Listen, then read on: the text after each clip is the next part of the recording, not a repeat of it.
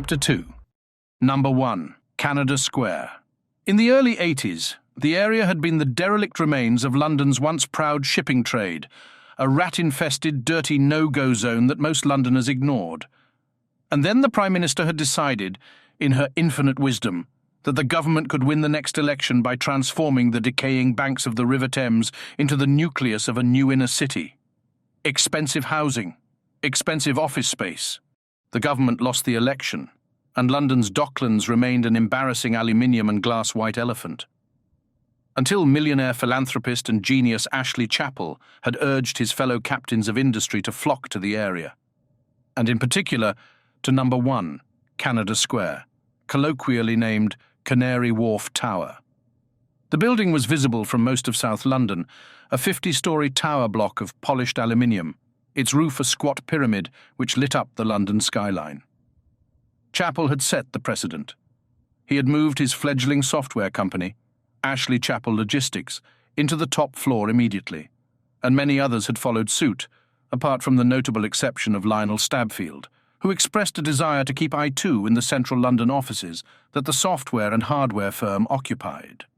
A golden age for the UK's computing industry seemed assured, and then the collapse began.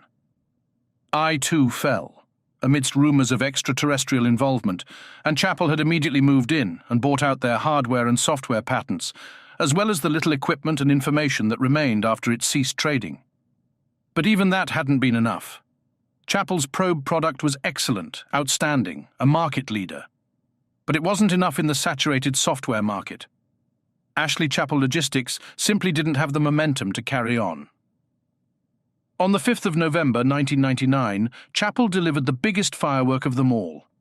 As of Thursday, December the 30th, ACL would cease trading as part of the Ashley Chappell Holding Corporation.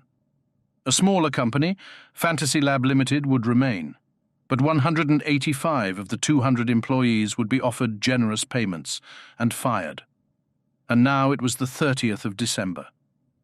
Louise walked through the red marble and onyx foyer, which served as the reception for all the businesses housed in Canary Wharf Tower, carrying her possessions in 2 silver carrier bags emblazoned with the ACL logo, a rearing golden antelope, and wearing her anger quite openly. Barry trotted beside her with his solitary bag and a look of resignation. "So," he muttered grimly, "that's that then." He nodded at Vincent, the large and balding security guard with the thick ginger moustache, and received a friendly smile back. Vincent was one more entry on the ACL payroll that would survive the redundancy, and Louise knew that he was definitely going to miss Barry. She grabbed Barry's arm affectionately. "Come on, Baz. You're supposed to be the one putting on a brave face." He shrugged. No. It's just that, well, this is it, isn't it?" He gestured towards one of the sets of glass double doors that led from Canary Wharf Tower. "Once we leave here, that's the end?" "Thank you, Mr. Cheerful," she groaned. "What was all that stuff about the millennium and a new beginning, then?" Barry swallowed, and Louise realised that it was about to begin. "That was before I realised how wrenching this was going to be. I mean, every morning for the last 10 years I've said good morning to Vincent over there." He nodded at Vincent, who smiled rather too warmly for Louise's liking. "As of tomorrow, the only thing I'll be saying good morning to is going to be my cats." He stopped and bowed theatrically to the red marble floor. "I'll say good morning, and then I'll discuss all my problems with them as I fork out their cat food." He poked a finger over his shoulder at the doors to the ACL lifts that lay behind them. "That place was more than a job. We were a family, Lou. We cared about each other." Louise had known that this was going to happen. It was just a matter of when. Barry had taken the news of their redundancy so calmly, so rationally, that the explosion was inevitable. She urgently beckoned Vincent over as Barry started to sob uncontrollably. "You're worse than Derek," she whispered. "Can't you wait until you get home?" "Do you want some help, Lou?" asked Vincent gruffly. Louise knew that he could be counted on to help. His feelings towards Barry were just one of the many running jokes amongst the ACLers that would now run out. "Can you order us a taxi? I don't think Barry's up to the light railway at the moment." Vincent nodded, trying not to stare at or ogle Barry as he sat down on one of the marble benches, crying, "I see what you mean. Where are you off to, his place or yours?" Very arch, thought Louise. "Battersea. I think he ought to come back to mine." She ignored Vincent's bitter expression. "I don't think he should be left on his own. Do you?"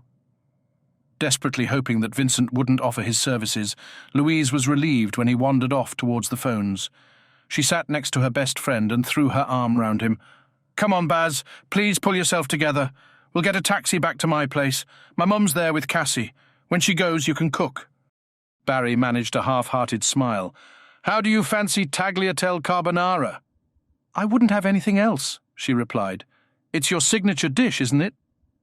If there was one thing guaranteed to cheer Barry up, it was giving him the chance to demonstrate his culinary prowess.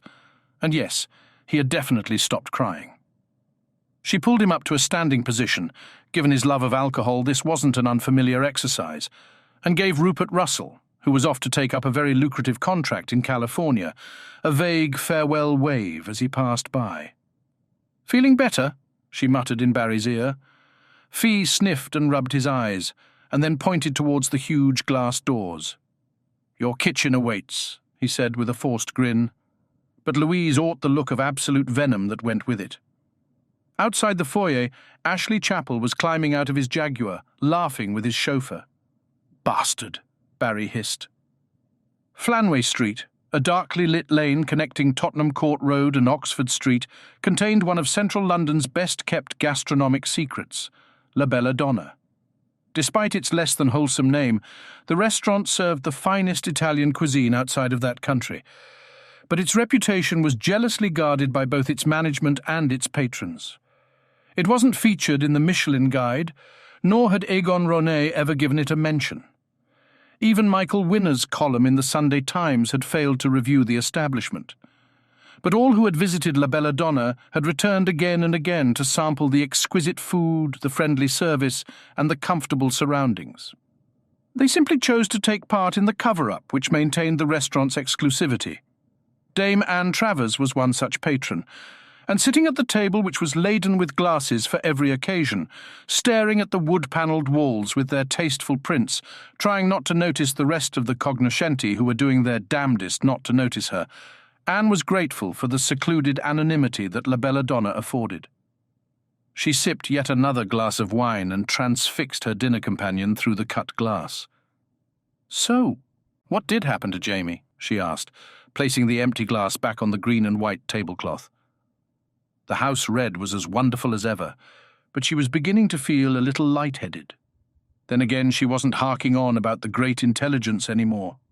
The doctor's company was as intoxicating as the wine, and he had enchanted her with stories and anecdotes which had had her laughing so much that she had managed to place that particular worry back in its box.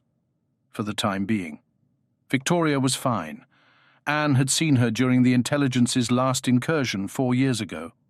But Jamie, that fine, virile young Scotsman. "Ah, now there's a story," said the doctor, draining his glass and indicating to the waiter for another bottle. "A few months after that dreadful business with the Cybermen, when you and your father were in the United States, I was forced to contact my own people." "The Time Lords," said Anne, demonstrating her familiarity with Unit's files. The doctor nodded. "That's right, the Time Lords, and then we were forced to part company." He broke off as an insistent bleep forced itself from within his dinner jacket. Anne giggled like a schoolgirl. "A portable phone? From the man with the ultimate portable phone box?" The doctor gave her a rueful look. "Melanie's idea, and very probably Mel's call, since I'm ex-directory. I don't want the Daleks making obscene phone calls, if you please. Anyway, if you'll excuse me." He withdrew the little black phone from his jacket and pressed a button. "Mel!" All Anne heard was a hurried and emotive screech, and then the doctor replaced the phone in his inside pocket. After Victoria, Mel might prove a little lively. At that moment the waiter arrived with the wine, and the doctor asked him to set another place at the table. As the waiter departed, the doctor opened the leather-bound menu and studied its contents. "The problem with Mel is that she doesn't appreciate the finer things in life, such as tagliatelle carbonara and a good burgundy." He tapped the leather-bound menu in front of him. When she discovers what we're having this evening, she will not be happy. Why on earth not? Anne had already decided that she was going to have the carbonara, the house speciality no less, and felt a wave of irritation at the suggestion that she might have to choose something else. She leant forward and whispered into his ear. "She is human, isn't she?" The doctor pouted. "Mel is the sweetest person imaginable, and the most human. Unfortunately, she also has the most annoying idea that she always knows best. In this incarnation, I seem to be somewhat indulgent as far as the finer things in life are concerned." He patted his stomach, just above the black cummerbund. "Mel has decided that a diet of rabbit food and carrot juice is the best way to keep me in trim, as if a Time Lord has to worry about cholesterol levels," he exploded. And then he subsided and raised his glass. "Here's to decadence, my dear Anne." She clinked her glass against his. "To decadence, doctor." To hell with Melanie's health regime. The carbonara it was. Chapel threw open the door of David Harker's office and hung his grey overcoat on the hat stand in the corner. "Any problems while I've been away, David?" Harker looked up from his tablet, where he appeared to have been analysing the results of the latest Codex compilation. At least that was what Chapel hoped he had been doing. As ACL had wound down, far too many people had been abusing his computing power playing adventure games. Nothing that we didn't expect, Ashley. A few people throwing their weight around, a few sad tossers sitting in corners crying. He closed the lid of the tablet and scratched his nose. As mass redundancies go, this was a doddle. He smiled. Better than the closure of I2, at least the photocopiers didn't start eating people. Chapel didn't crack a smile. I's catastrophic bankruptcy had provided ACL with a portfolio of patents and a wealth of hardware which had made certain aspects of their current project possible. But now was not the time for reminiscences. Now was the future. He sat in the chair opposite Harker and ran his hands through his swept-back hair. He had started thinning and going grey when he had been in his 30s, but somehow it had only served to reinforce the debonair image that he had tried so hard to cultivate, the image that had graced a multitude of magazines, from PC Week to Time. Excellent. That's what I call goodness, David. How did the do go, then? Did the old bag appreciate it? Chapel laughed, but he wasn't feeling very amused. Dame Anne Travers, scientific advisor to the government. Huh! He slammed his fist on Harker's desk, making the photograph of a much younger Harker jump into the air. That woman is pathetic. They all run around pretending to respect her. Everybody knows that her pet project, UNIT, is now totally in the hands of the EC. God knows why she keeps recommending that the government up their funding. He narrowed his eyes. But I'm sure she's heard rumours about what we're doing here. I wanted to have a word with her, but somebody whisked her away. Probably the first and only time somebody of the opposite sex has shown any interest in her since her husband died. Harker made a valiant attempt to calm his boss. Come on, Ashley. Don't get worked up about some stupid bitch's paranoid fantasies. She spent the last 20 years devoting herself to UNIT. That's bound to make her a bit odd. And we both know why she hates you, but there's no reason why she should suspect anything about what we're doing. Besides, we're almost there. Almost there, snapped Chapel. Almost there. You're my head of development, David. Can't you be a bit more precise than that? Or can't you even handle project management software? What about rustling up a Gantt chart or something? Chapel knew that he was overreacting, but there was so little time left and still so much to do. It was time he supported Harker rather than denigrating him. What exactly is our current status, then? Harker stood up and stared out of the window. According to the last program compilation, there are still bugs, he muttered, very quietly. And then Chapel's good intentions flew out of that same window. Bugs! Bugs! Chapel span round, grabbing a marble paperweight from Harker's desk and thumping it down on the table. It's supposed to be ready tomorrow, he hissed through gritted teeth. Or had you forgotten why it's called the Millennium Codex, David? Harker turned from the window. Of course I haven't. But if it isn't ready... He looked at the floor. As long as it's midnight somewhere on Earth, it'll still work. I mean, you yourself said that the date and time were nothing more than theatrics. Chapel arched an eyebrow. Maybe so. But you're being paid handsomely so that I can indulge those theatrics. He pulled his chair next to Harker's and opened the tablet. "Let me run through the bugs. Perhaps I'll be able to spot something you missed." Harker grunted and sat down, placing his hand on the black mouse as he did so. "The compilation reckons that the main problem lies within this subroutine, Ashley." He clicked open a program file and pointed with the cursor. "This branch keeps looping." Chappell tutted and cracked his knuckles. "If you want a job doing properly, it's always best to do it yourself," despite his sarcasm. Chappell appreciated the problems that the Codex presented to the advanced research team. They were writing modules and routines in a language that they barely understood, to a design that they couldn't possibly comprehend. And as for Marker, he hadn't even seen the designs. Indeed, Chappell was the only person who really knew what was going on, and for the next 24 hours at least, it was going to stay that way. He started typing before a stray thought occurred to him. "Did you remember to run the inventory scan?" The scan would ensure that all ACL hardware and software had remained ACL hardware and software after the exodus, and not an added bonus for ex-employees.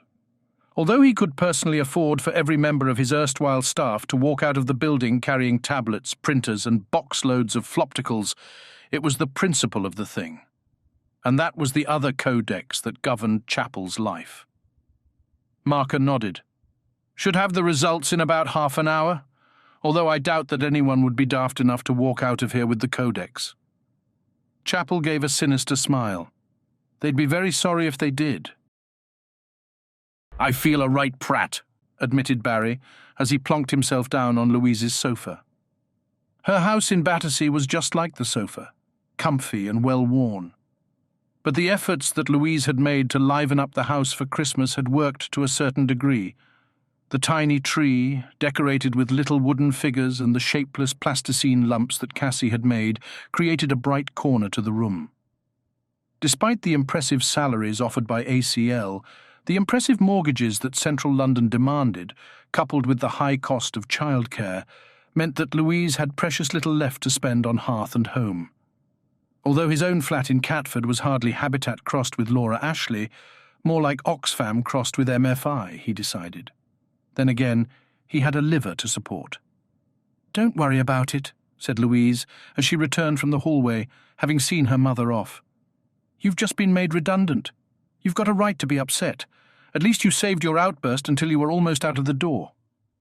She adjusted the lights, taking the glare off the room. "I was about to tackle Chappell in his office, remember?" And then she gave him an odd look. Vincent was quite worried, though. "Don't be funny," he snapped. For the last 10 years, Vincent had made his feelings towards Barry quite clear, and although Barry wasn't gay, he wouldn't ever hurt the man's feelings and had developed a very defensive attitude towards him. "Vince is a decent bloke.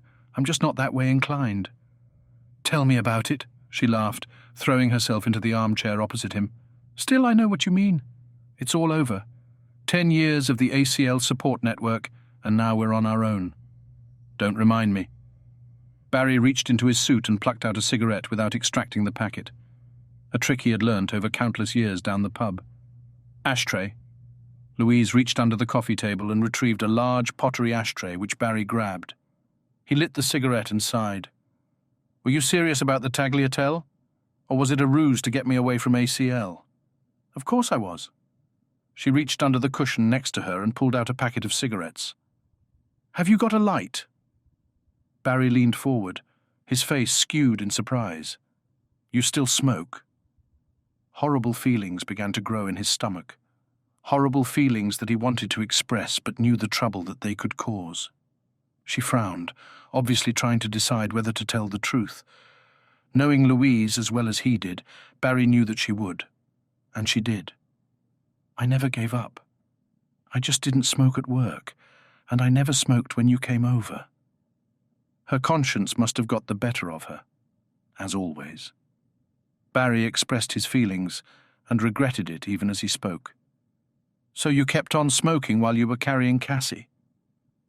Louise stood up, the cigarette packet dropping from her lap and her face announcing that this was the last thing she wanted to hear, today of all days. "Yes," she muttered. "I know it was wrong. I know I should have given up. but the doctors explained that her problems were environmental. Okay, the smoking didn't help, but it wasn't the reason. She pointed out of the window at the light smog that hung over London like a comfortably lethal blanket. That caused it, not cigarettes, not anything else but that poison out there. She started trembling, and Barry jumped up and hugged her. But he looked back through the window at the view. Through the green clouds, he could just about make out the ziggurat of the Millennium Hall, the ugly shape which blighted the once perfect view from Louise's house. "Come on, Lou," he whispered, stroking her back. "I wasn't accusing you. I just wondered why you hadn't told me." Realizing that this was one conversation that neither he nor Louise wanted to get into, he pointed towards the kitchen, which led off the hall. "Shall I start cooking?" She nodded, although the confession had clearly shaken her. As Barry reached the doorway, he stopped and frowned. What about the ingredients? Louise wasn't known for keeping her larder fully stocked, and he had lost count of the dinner invitations which had ended up as a lash-up of lentils and the odd onion which they had found languishing at the bottom of the fridge. Almost back to her normal, happy-go-lucky self, she giggled. "I applied a bit of amateur psychology. I guessed that you'd be upset today, and I knew that letting you cook would bring you out of it.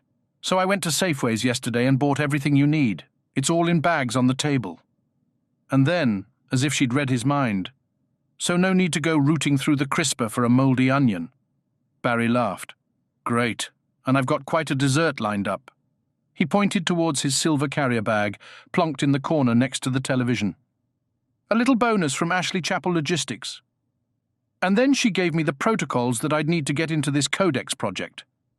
Since arriving at La Belladonna, Mel had rattled off her story like a red-headed machine gun, sparing only a second to say hello to Anne and to order a light salad. The doctor had been right when he'd said that Melanie Bush was nothing like Victoria. That demure woman wouldn't have lasted a second against Mel's excited self-confidence.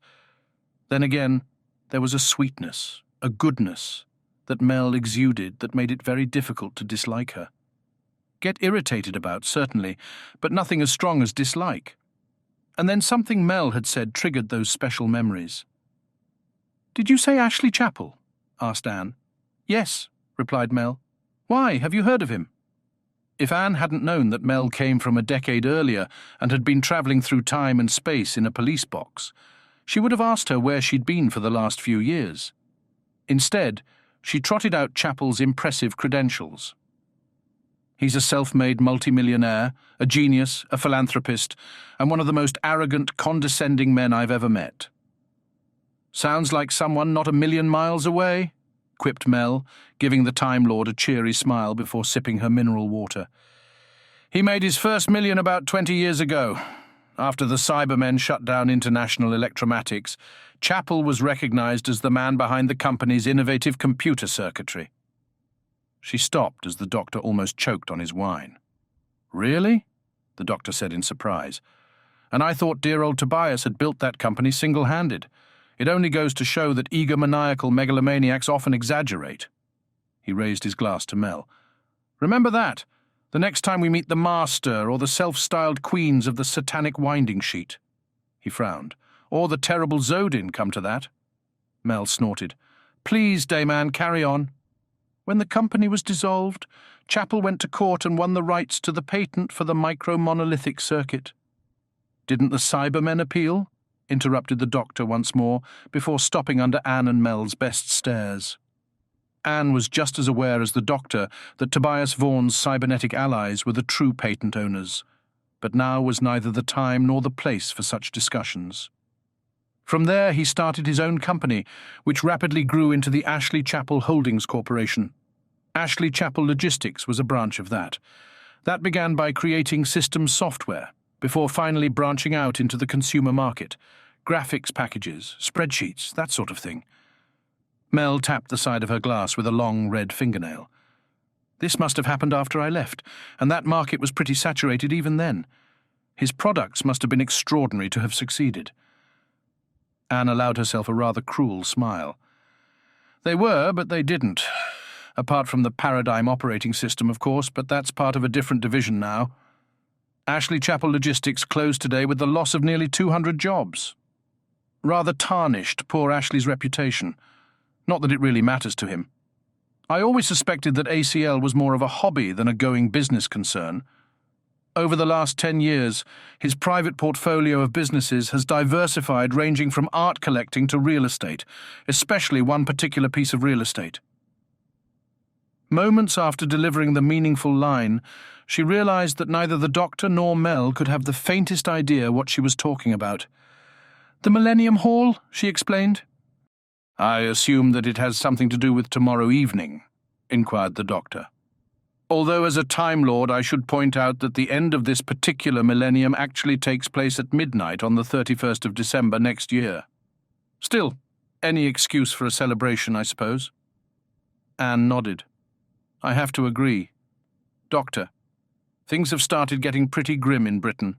We've been well and truly stitched up by the European Union, and the increase in pollution has resulted in a horrifying rise in deaths and abnormal births. People have lost direction, purpose, faith. All manner of religious cults and New Age philosophies have sprung up, half of them promising that the world will end at midnight tomorrow, the other half claiming that it will usher in a new age of paradise. In short, everybody in Britain has one eye firmly fixed on New Year's Eve."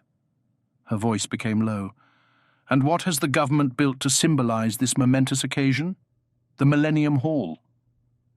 Suddenly it occurred to Anne that she hadn't explained herself very well after all, a feeling reinforced by the puzzled expressions on the doctor and Mel's faces, so she started again. Back in 1993, the government of the time suspected that people's feelings might run high as the century came to an end. And then some bright spark remembered the Festival of Britain, that fervour of jingoism in the 50s, and decided that the best way to drum up patriotic feeling in this country, short of declaring war, would be a millennial festival, with a Millennium Hall as a permanent landmark. Mel shook her head. "Tim, sorry. Dame Anne, but I still don't follow. What's this got to do with chapel?" "The government invested a lot of money in the Millennium Fund, both from taxation and the lottery income, but it wasn't enough. So like the white knight that he likes to think he is, Chapel rode in and donated millions from his own fortune to prop up the fund, but on one condition." She paused and took a drink of wine. "That he design and build the Millennium Hall?" suggested the doctor, chewing on one of the after-eights that the waiter had just left along with the bill. "Quite. Designed and built to his personal tastes. So now London has a 400-foot-high ziggurat on the site of Battersea Power Station." The doctor placed a £100 note on the plate and returned to the conversation. "I could be mistaken, Anne, but I sense that your animosity towards Mr. Chapel runs a lot deeper than architectural indignation." He tugged at his bow tie. "Although I must admit that this ziggurat has fired my curiosity somewhat. Why are you so interested?" She sighed. She owed it to the doctor to tell the truth. "It has to do with my father, Professor Edward Travers," she added for Mel's benefit.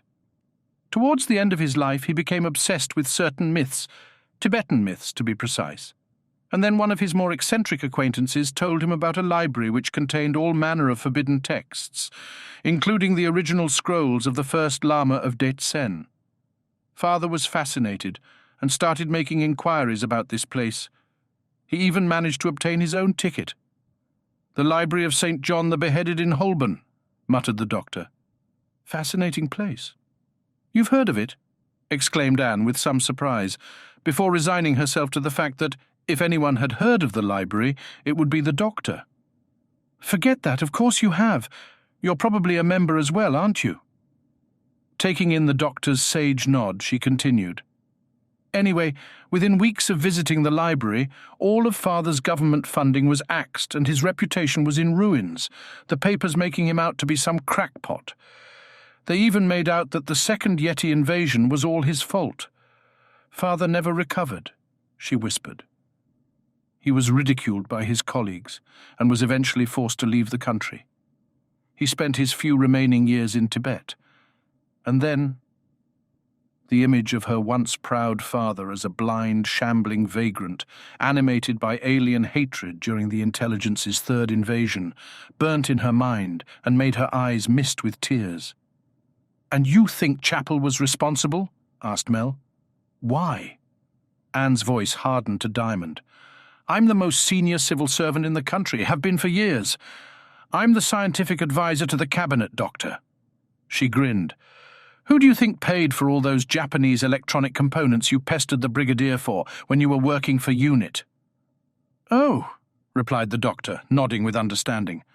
"I wondered why my requisitions were cleared so easily." "Quite.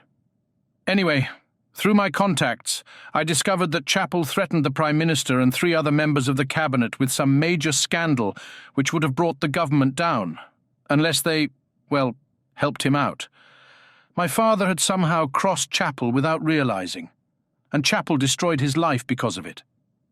"I'm very sorry about your father. Dame Anne, but how does that apply to me?" asked Mel with a definite lack of tact, waving the slip of paper in the air. Before she could react, the doctor grabbed it from her and read it. Frowning, he handed it back. "Why is Chappell using the university if he has an entire computer company at his disposal, I wonder? Then again, it closed down, didn't it? Unless—" He swigged back the last of his wine and leant forward, whispering conspiratorially. "Is there anybody left at ACL, Anne?" "A few people. Chappell and his right-hand man, Marker, the advanced research team." She trailed off as she understood the significance of her words. "Another advanced research team?" "Exactly," announced the doctor. "We have 2 advanced computing teams, a ziggurat in Battersea and an imminent millennium. Add to this potent brew a millionaire philanthropist with an unhealthy interest in a library of the arcane and Mel's worried friend, and it has all the hallmarks of a first-class mystery." Mel laughed. "That sounded like the back cover blurb to a very bad paperback, Doctor." But he quietened her with a dismissive wave of the hand. Anne was impressed. The doctor's voice became grim. "There's a lot more to this, I can feel it. And the last thing I want is you to place yourself in danger, Mel." He snatched the piece of paper from her, his eyes narrowing into slits. "If there's any hacking to be done, I think I should be the one to do it, don't you?" He picked up his glass and swirled the contents round, gazing into the ruby contents with those cat-like eyes. "Anyway, Anne, how do you fancy a visit to what's left of ACL tomorrow?" She nodded, but her attention was fixed on Mel. Somehow, Anne couldn't see her meekly following orders. "That really was magnificent, Barry." Louise placed the tray on the floor and sank back into the green draylon of the armchair. "Ever thought of doing it professionally? I can just see you as the next Marco Pierre White." She pointed at the discarded copy of last week's Sunday Times. "Perhaps Michael Winner would give you a good review." Barry laughed raucously. "You must be joking, Lou, running a restaurant." But he had to admit that the idea had occurred to him. Then again, after 10 years writing computer manuals, well, who knows? Louise's amateur psychology had worked perfectly, the cooking taking his mind off the loss of the comfortable network of friends that ACL had represented. That and the 7 glasses of wine, he decided ruefully.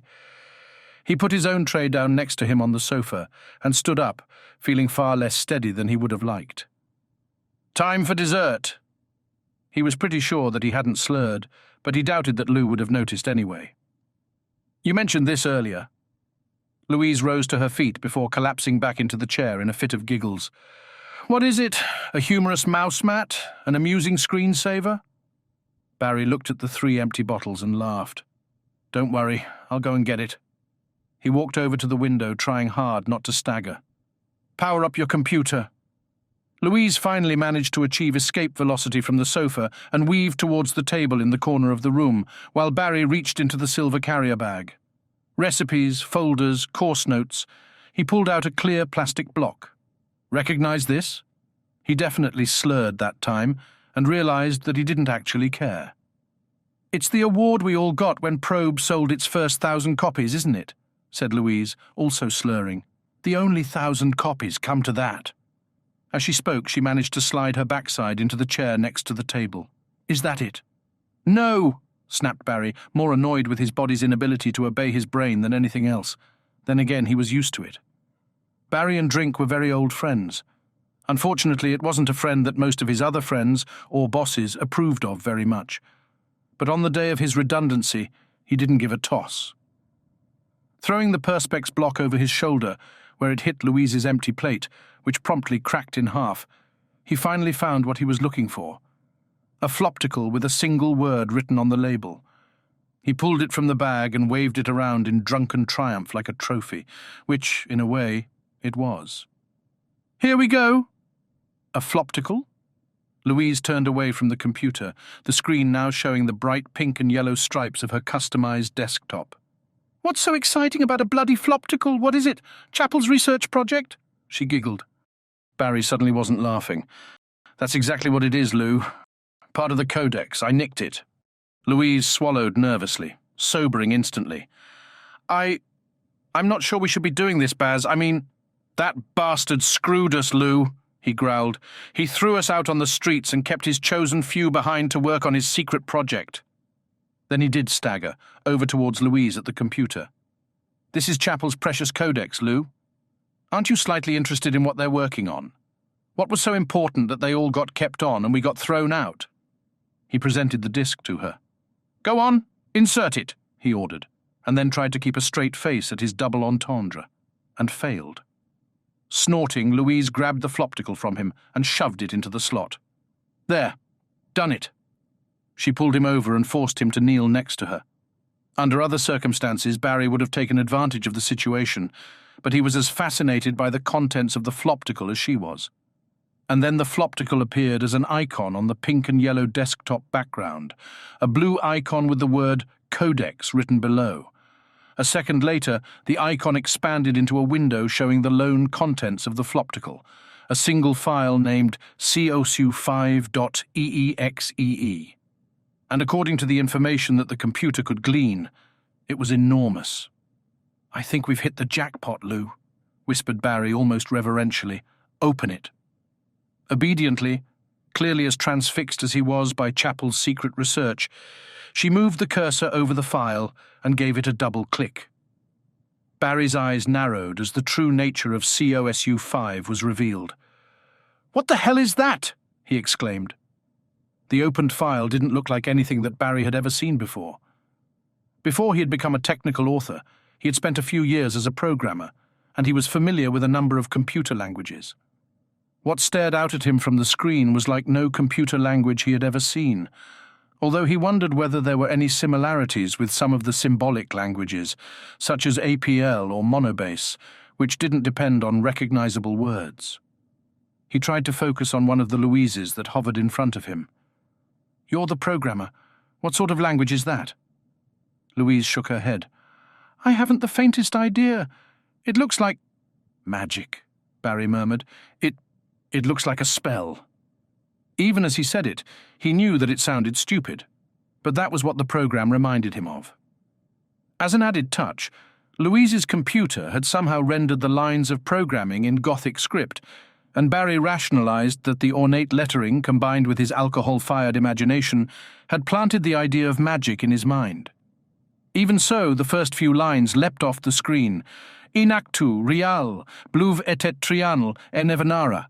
Garof, Eva niver bluv, Zarom shara, et statis elut, requin par aloran, et parune zaraquazel, Zephim sim eltil, num. "This is just, well, weird," he said, shaking his head. "What's the file format? Anything we know?"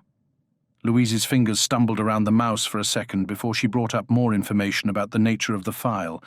"It's definitely an executable program. At least, that's what the paradigm thinks."